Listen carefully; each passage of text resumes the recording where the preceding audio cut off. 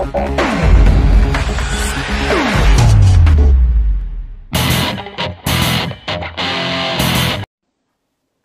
abi.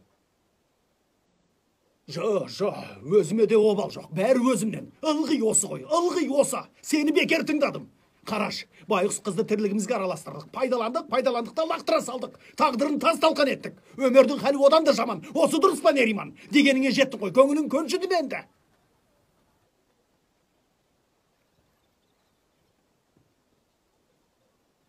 Ал енді не болады Нериман? А? Не істейміз? Айтшы, не істейміз?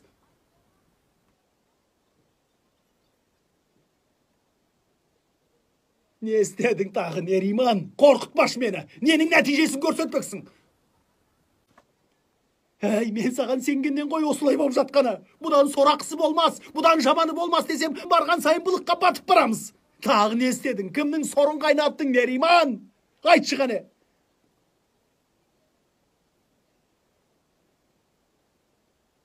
Қалқамау, мына шешеңмен бірге тұрып ашыланбау мүмкін бе? Айтшы, мүмкін бе?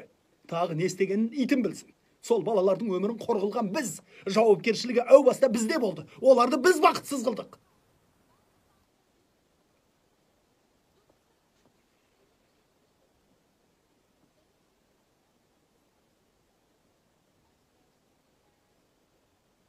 Махаббат бәрін жеңгенімен шешеңді жеңе алмайды. Бұл жол осыған көзім жетті.